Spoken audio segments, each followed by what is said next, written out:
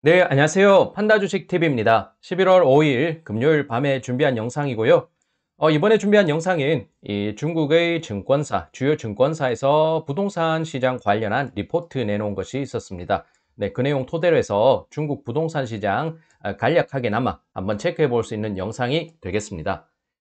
네, 우선 중국 은하증권에서 이 11월 4일자로 내놓은 리포트를 참고한 것인데요. 중국 부동산 시장 10월 판매 규모가 전월 대비 소폭 증가했다고 헤드라인 잡고 있습니다. 전년 동월 대비로 하면 감소를 한 것이고요. 당국발의 부동산 시장 규제 강화로 인한 이 부동산 시장 업황 부진이 흐름이 여전한 상황입니다. 그래서 주요 내용 토대로 해서 핵심 관점, 핵심 뷰포인트 토대로 해서 한번 볼 텐데요. 10월 기준 부동산 100대 기업 판매액, 이 중국 기준이 되겠습니다. 이것은 8,978억 위안의 전월보다 5% 증가한 수치였습니다. 지난해 10월보다는 30% 감소, 7월 이후로는 하락세를 이어가면서 부동산 시장 당국발 규제 강화로 인한 업황의 부진세 여전히 이어지고 있다는 것 확인할 수가 있고요. 9월보다는 10월 부동산 업황이 좀 좋아졌다고 평가합니다. 다만 지난해 코로나로 인해서 하반기 부동산 판매가 몰렸던 이 기저 효과와 부동산 신용대출 규제 강화라는 정책적 악재 등의 부진세를 면치 못하는 모습이라는 분석이었습니다. 네, 은하증권은요, 부동산 대출 관련한 투자가 합리적 수준에서 회복되는 가운데 일부 도시에서 부분적인 완화 정책에 대한 기대감도 갖고 있다고 한번 자신들의 분석 자료 내놓고 있습니다. 그렇지만 이 신규 대출 관련해서요, 불확실성이 여전한 가운데 차후에 판매에 있어서 상당한 압박이 존재할 것으로 보인다고 해서 조금 보수적인 평가도 내놓고 있다는 점, 셀사이드, 그러니까 판매하는 입장에서 나오는 보고서인데도 부동산 업황이 부진하다는 점을 보수적 관점에서 한 번 더 강조해 주는 것으로 볼 수가 있겠습니다. 내용을 쭉 보면요. 대형 부동산 업체들 올해 누적 판매 부진세가 뚜렷합니다. 다른 업체들은 커트라인 상향 조정했습니다. 그렇게 보면요. 대형 부동산, 그러니까 탑3나 그쪽으로 해서는 조금 부진세가 나왔지만 12, 22, 52, 100위권의 커트라인은 조금 상향 조정됐다. 그렇게 소개하고 있는데요. 상위 3위 12, 22, 52, 102의 커트라인을 각각 대조해 볼 경우에는 상위 3위는 5,126억 위안, 12, 2,450억 쭉 이어질 것 같습니다. 그래서 중요한 것은 지난해 같은 달과 비교를 했을 때 탑3 같은 경우는 6.2% 감소한 수치. 그렇지만 12, 22, 52, 102 커트라인은요. 13.3, 9.6, 8.5%, 4.5% 이렇게 소폭 상승을 기록했다고 소개하고 있습니다. 네, 그리고 또 수치를 한번 볼 수 있는 것은 10월 판매 규모만 놓고 보면은 100대 기업은 2020년, 2019년 같은 기간보다 이렇게 같은 기간보다는요, 큰 폭 감소를 기록했습니다. 그래서 올해 들어서 당국발 규제 강화라는 것이 크게 악재로 작용하고 있다는 점을 다시 한번 숫자를 통해서 확인할 수가 있습니다. 특히 1위, 3위, 4위, 10위, 51위, 100위 이렇게 구간을 나눠 둔 부분에서 낙폭이 확대됐던 경향이 뚜렷했습니다. 네, 그래서요, 이제 상위 업체들의 단기적인 판매 규모 감소는 불가피하다는 평가였습니다. 장기 관점에서, 이 장기적인 관점에서는 변곡점 맞기를 기대는 하는데, 현재로서는 중단기 관점에서는 부동산 시장의 업황 회복이 조금 요원할 것이다. 쉽지는 않을 것이다 보고 있습니다.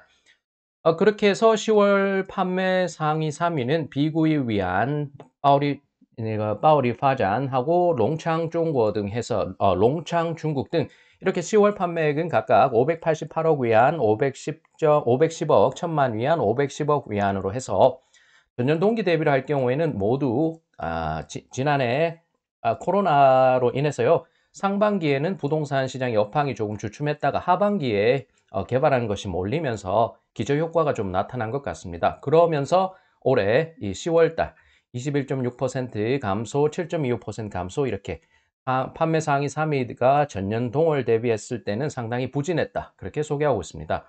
네, 왕커 부동산 같은 경우는요, 10월 달에 370억 9천만 위안의 판매액을 기록하면서 4위를 기록했습니다. 이렇게 상위 탑3와 마찬가지로 지난해 같은 전년 동기 대비했을 때 전년 동월보다는 31.39% 감소했습니다. 이렇게 중국을 대표하는 주요 부동산 개발 업체들 지난해 같은 기간보다 상당히 부진했다. 그래서 확인할 수가 있고요. 부동산의 대기업들 단기간에 정책 영향 많이 받을 것으로 보고 있습니다. 그렇지만 장기 관점에서는 양호한 운영 관리 역량을 가진 이러한 대기업들, 부동산 개발 업체들이요, 변곡점을 맞을 것으로 기대한다고 소개하고 있습니다. 네, 부동산 업황을 또 보면요. 기본적으로 경기 사이클로 보게 되면 바닥 부근에 머물러 있습니다. 정책적으로도 규제 강도가 심해진 상황, 그래서 이중고를 겪고 있다는 부분 체크할 수가 있고요. 규제 강화 기조도 부분적으로 완화될 것 같은 분위기, 일시적이긴 하지만 워낙 조인 정도가 강하다 보니까 중국 당국 차원에서 어느 정도 지방정부 차원에서의 그런 완화적인 기조도 나올 수 있다 소개하고 있습니다. 물론 기초적인 변화는 없겠지만요. 어느 정도는 완화해 주면서 현재의 그런 규제 강화 기조를 조금 해소해 줄 수 있다는 걸 강조하고 있습니다. 네, 신용대출 완화에 대한 기대감 살릴 수 있다고 하는데요. 4분기에 비교적으로 이렇게 완화적 흐름을 가능케 한다는 평가입니다. 네, 주택개발 부문에서 업계 선두권에 있는 주요 종목들을 추천하고 있지만 사실 이것은 셀 사이드, 파는 사람들 입장이 되겠습니다. 그래서 보수적인 평가를 해도 이래 산업 리포트를 보게 되면 조금 보수적인 평가도 나오고 있습니다. 부동산 업황이 중단기적으로는 좋지 않을 것이다. 다만 마지막에는 어쨌든 주요 종목들 추천을 해주면서 긍정 전망을 하는 식입니다. 결국 이해관계에 얽혀있는 이런 증권사로서는 이렇게 끝매짐을 맺을 수 없겠다는 생각을 하면서요. 한번 주요 종목들이 나와 있었습니다. 왕커 A, 바오리디찬, 이제 보리부동산, 금지그룹, 신청콩구, 신청홀딩스, 징커구픈, 이렇게 쭉 종목들이 소개되어 있고요. 한번 보시면 좋겠습니다. 예, 이것은요, 그래서 제가 연 단위로 했을 때 올해 보면은 왕커라고 소개된 중국망과 올 들어서 35% 하락했습니다. 방금 전 증권사 리포트에서 소개된 추천된 종목들인데 연 단위로 봤을 때 이제 보리부동산 같은 경우는 올해 들어서 18.89%의 주가가 하락했고요. 그다음에 금지그룹 같은 경우도 24.3% 하락. 그다음 신성그룹도 9.7% 하락. 지난해에 이어서 계속 하락 분위기 이어지고 있습니다.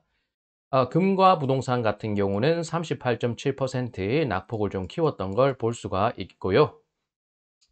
그리고 이어서 이제 천풍증권, TF证券이라고 해서 천풍증권의 리포트도 하나 체크해 보겠습니다.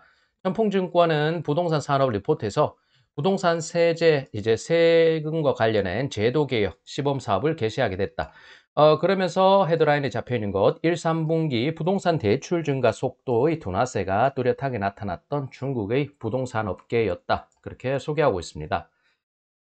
네, 내용을 쭉 보겠습니다. 10월 23일 제13회 보면은 중국인민대표대회 상무위원회 제31차 회의에서요, 부동산 세제 개혁 시범사업 관련한 결정이 내려졌습니다. 네, 시범사업 지역 부동산세 이 징수 대상은요, 주민용, 비주민용 등 각종 부동산이 포함이 되겠습니다. 다만 이 농촌 지역 및 농촌의 주택은 법에 의거해서 포함되지 않는다고 하는데요. 이것을 보면서 저는 개인적으로는 정치적인 셈법, 자본가들을 대척점에 세우고서 이번 연도 들어서 시진핑이 주도로 하는 중국 당국의 규제 강화가 상당히 강한 걸 볼 수가 있습니다.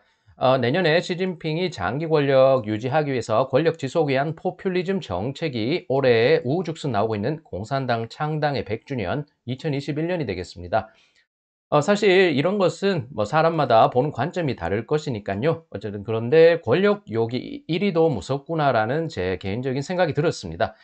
이것은 대선을 몇 달 앞둔 한국 정치인들이 최근 들어서 자기 같은 당에서도 이렇게 마치 진흙탕 싸움을 하고 있는데요. 이렇게 후한무치한 모습과 중첩이 되면서 이 권력이란 것이 도대체 무엇인지 그런 생각을 하게 됐던 이런 흐름이 됐고 한번 붙여본 내용이 되겠습니다.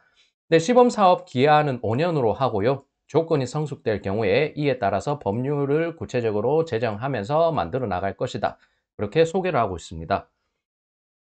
네, 중국 부동산은 올해 1, 3분기 이 부동산 대출의 증가세가 둔화된 모습이 뚜렷하게 나왔습니다. 네, 10월 29일 중국인민은행에서 발표를 했던요. 이 2021년 3분기 금융기관 대출 통계 보고에 따르면 신환경 사업 대출이 고속 성장세를 보였습니다. 이에 반해서 부동산 대출 증가 속도는 둔화세를 보였다고 해서 이 두 업황 간의 대조적인 모습 상당히 눈에 띄었고요. 3분기 말을 기준했을 때 이 중국 부동산 중장기 대출 잔액 규모는 이 전년 동기 대비했을 때 0.2% 증가하는 데 그쳤습니다.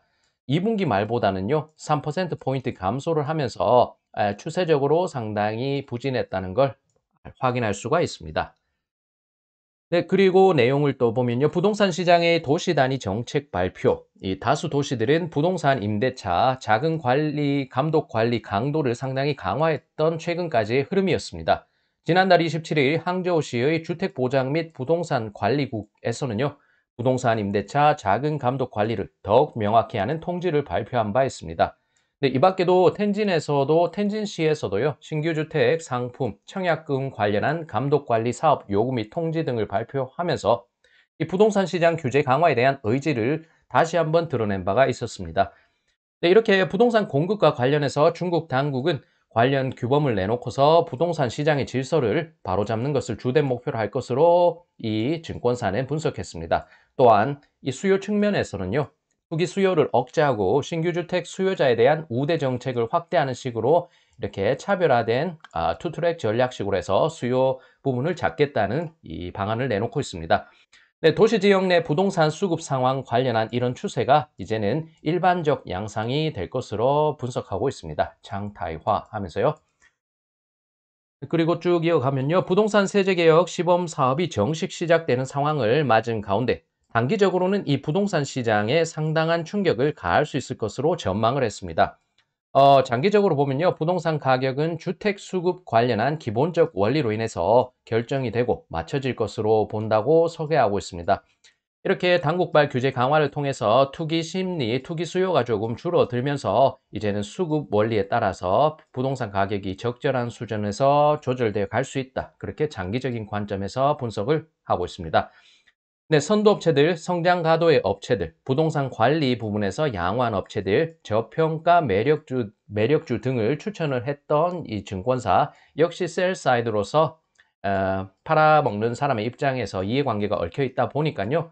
보수적인 관점에서 분석을 하더라도 결국에는 주요 종목들을 추천하는 식으로 마무리를 지을 수밖에 없었던 것 같습니다. 네, 그래서 이 부분은 헤드라인만 한번 붙여봤습니다. 뭐 중청신 구어지라고 해서 중청신 국제는 리포트에서 부동산세 개혁 시범사업 개시로 인해서요.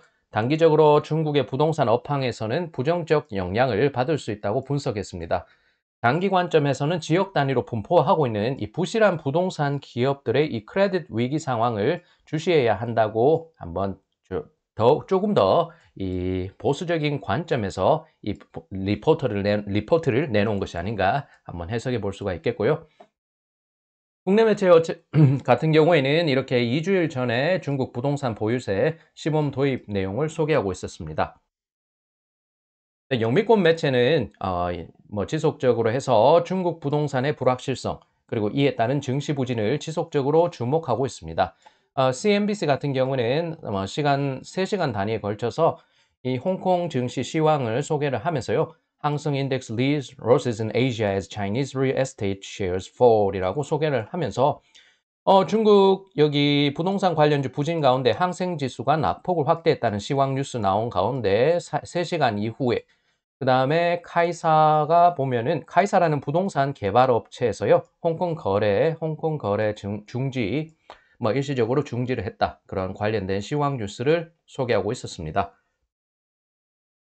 네, 이 부분은요. 그냥 제가 중국 바이두 검색 포털 사이트에서 부동산세라고 중국어를 이제 방디찬 슈이라고 검색을 했을 때 나왔던 걸 가운데 일부 뉴스의 헤드라인을 붙여본 것입니다.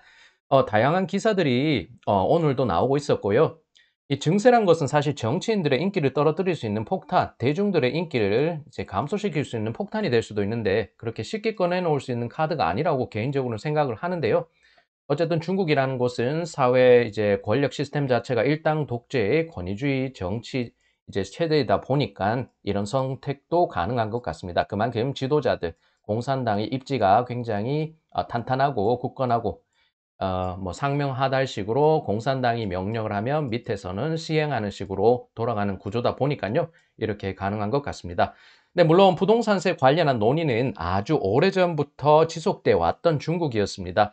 그런데 상징적인 의미를 가질 수 있는 공산당 창당 100주년 2021년 그리고 시진핑 주석이 제3기 그러니까 장기 집권으로 가는 징검다리에서 이 내년에 권력 구조를 상당히 탄탄하게 다지기 위해서 올해 이렇게 조금 급하게 여러 가지 포퓰리즘 정책이 나오는 것으로 해석해 볼 수가 있겠습니다.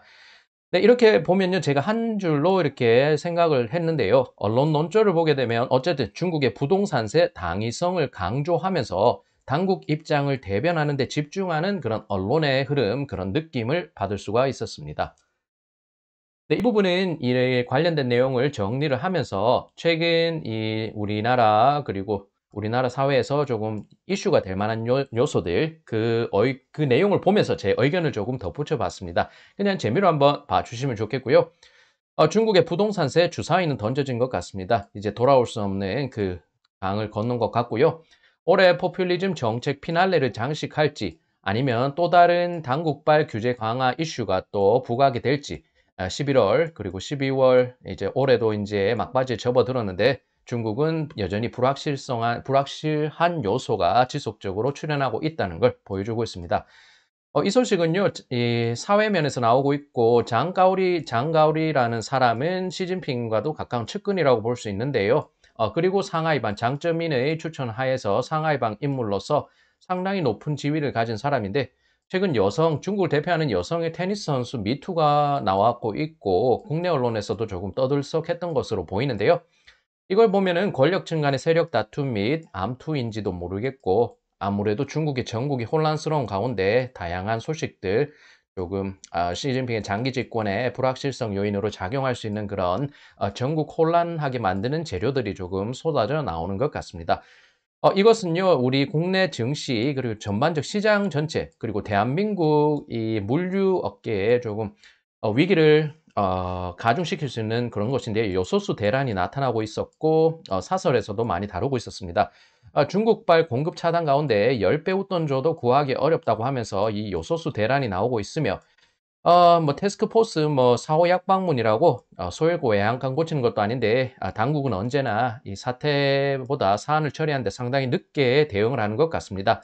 그리고 하나 제가 개인적으로 느낀 것은 중국의 그런 요소스가 수입하는 물량이 95, 97%도 된다고 하던데요. 역시 오리는 뭐 투자 시장에서도 철칙이 있겠지만 오리는 그러니까 몰빵은 리스크가 크다는 걸 이 뭐 투자를 하는 사람의 입장에서 한 번 더 생각해 볼 수 있었습니다. 그리고 메타버스가 상당히 많이 나오고 있는 시장에서 많이 나오고 있는 것 같은데요. 뭐 페이스북도 메타라는 사명 변경과 함께 이 메타버스 관련한 주요 종목들의 주가도 큰 변동성을 나타냈던 최근 흐름 같습니다. 사실 모순적이게도 반독점법으로 독과점 규제를 한다고 하는데요. 제가 생각하는 사회는 10대 90, 조금 과장하면 1대 99로 부자 1%, 빈자, 가난한 사람 99%로 가는 것 아닌가 싶습니다. 최근에 봤던 영상 가운데 이 람보르기니 타면서 쿠팡이츠 배달원에서 자신의 차량 유지비 마련하러 간다는 영상이 상당히 인상이 깊었습니다. 차가 자신을 대변하는 것은 아닐 텐데요. 그런 허상, 가짜에 이렇게 집중을 하면서 그 관리비, 그런 유지를 하기 위해서 상당한 돈이 필요하니까 그래서 쿠팡이츠 배달원 하고 일을 하러 간다는 소식, 그런 영상을 보니까 상당히 눈에 띄었습니다.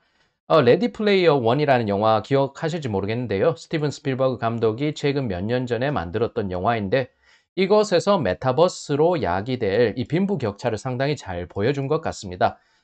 극 중에 나오는 남자 주인공은 청년은 이 메타버스로 만들어지는 가상현실에서는 상당히 상당히 사회 흐름을 주도하고 그 분위기를 주도하면서 인기가 많은 사람인데 현실에서는 그러니까 아웃사이더의 전형이 아닌가 싶습니다. 그리고 많은 사람들이 게임에 집중을 하는 가운데 현실 생활에는 시궁창 같은 모습을 보여주고 있습니다. 즉 가상이 실상, 현실이 되는 미래 사회라고 생각이 들고요. 조금 너무 비관적인 전망일지 모르겠지만 실제로 지금 현실화되고 있는 상황, 많은 사람들이 게임에 집중하고 남녀노소 가릴 것 없이 게임, 가상현실, 그리고 비대면 사회가 되면서 그렇게 우리의 메타버스로 향하는 그런 미래 모습이 더욱 우리 눈앞에 다가온 것 같습니다. 그렇게 하면서 빈부격차는 더욱 심해질 것이며 지금의 반독점법으로 하고는 있지만 사회적인 이제 트렌드적으로 봤을 때는 결국에는 이 독과점 체제로 인해서 아주 극소수가 부의 재물의 부를 상당 부분 가지고 갈 것이며 대다수의 다수, 대중들은 어려운 생활을 유지하면서 가상현실이나 이 허상, 이제 현실이 아닌 실상이 아닌 가상현실에서 만족감을 찾는 그런 뭔가 공허한 사회가 될 수도 있겠다. 그런 우려를 가지게 됩니다. 네, 이 부분은 조금 제 의견이 많이 들어간 부분이고요.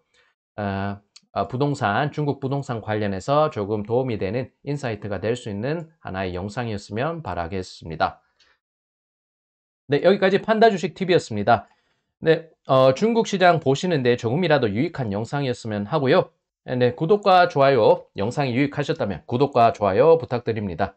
네, 오늘도 시청 감사드리고요. 또 시간이 빨리 흘러서 주말이 다가왔습니다. 편안한 주말, 즐거운 주말 보내시면서 다음 주 잘 준비하셨으면 하고요. 저는 다음 영상에서 또 찾아뵙겠습니다.